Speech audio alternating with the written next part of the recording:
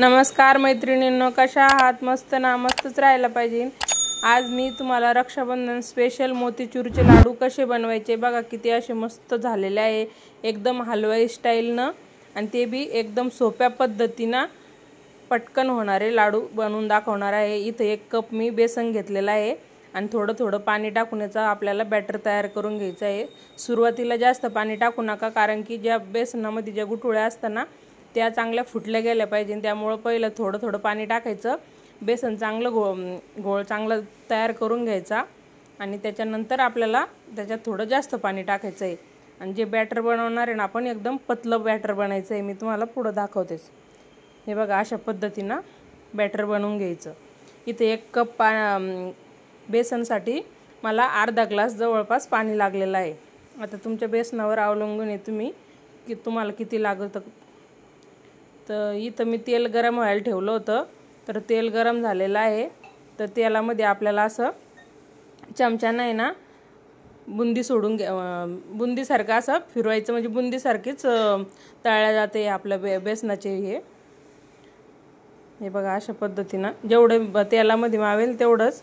आणि याला आपल्याला काही जास्त डार्क कलरवर तळू द्यायचं नाही आहे, पटकन तळल्या जाते। आपलं बेसन पिठींना पटकन तळल्या जातं, कारण की आपण एकदम पतलं बनवलेलं आहे ना, त्यामुळं आता लगेच काढून घेऊ। आणखीन एकदा मी तुम्हाला टाकून दाखवते। या पद्धतीने जर केले ना तुम्ही, खूपच पटकन बनवून तयार होते। 15 ते 20 मिनिटांमध्ये 1 किलोचे लाडू बनवून तयार होतात। ह्या पद्धतीने जर केलं तर काहीच वेळ लागत नाही। हे बघा, जास्त कमी गॅस बी नाही करायचा आणि जास्त फुल पण नाही ठेवायचा, असं लो टू मिडियम गॅसवरच होऊ द्यायचं। हे बघा, सगळे असेच तळून घेऊ आपण। आता जास्त डार्क कलर बिलकुल येऊन दिलेला नाही आहे। आता इथं आपले सगळे बनवून तळून तयार आहे। तर आता एक मिक्सरचा जार घेतलेला आहे, आपल्याला हे सगळं बेसन मिक्सरच्या जारमध्ये टाकून द्यायचं आहे तळलेलं। आणि आपल्याला याचं एक चक्कर मारून घ्यायचं मिक्सरला, त्याचा असं जाडसर वाटून घ्यायचं आहे त्याला। आता इथं मी एका कढईमध्ये 1 कप साखर घेतलेला आहे, अर्धा कप पाणी घेतलेलं आहे। आणि आता साखर चांगली वितळून घ्यायची आपल्याला, बघू शकता तुम्ही।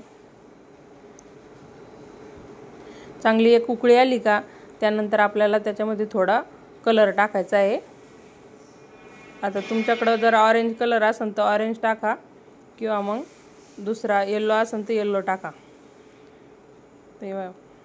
आता कलर टाकल्याच्या नंतर आहे ना गॅस कमी करायचा आणि याचा पाक वगैरे काही होऊ द्यायचा नाही। एक उकळी आली का लगेच गॅस कमी करून कलर टाकायचा आणि जे आपण हे बनवून घेतलेलं आहे ना बेसनाचं, तर ते सगळं त्या पाकामध्ये टाकून द्यायचं आणि गॅस कमी ठेवायचा आणि कमी गॅसवर चांगलं परतू घ्यायचं त्याला 1-5 मिनटं, म्हणजे किंवा थोडं कोरडं होईपर्यंत। आणि त्यानंतर इथं मी अर्धा चमचा खरबुजाच्या बिया टाकलेल्या आहे आणि 1 चमचा इथं तूप टाकलेलं आहे। आता हे असं झालं, थंड होऊन देऊ। थंड झाल्यावर हे बघा असं दिसतंय आणि एकदम मस्त आपलं बनवून तयार झालेलं आहे। 10 मिनटं मी इथं थंड होऊन दिलं। आता लगेच लाडू वळून घेते मी आणि एकदम तुम्ही पाहू शकता, एकदम असे ज्युसी लाडू आहे। असं बॅटर आपलं असं दिसतंय, पण तुम्ही बघा लाडू बांधताना माझा हात किती हे होऊन जातोय। खूपच भारी असे मऊसूत लाडू बनवून तयार आहे। तर अशा पद्धतीने आपण सगळे लाडू बनवून घेऊ।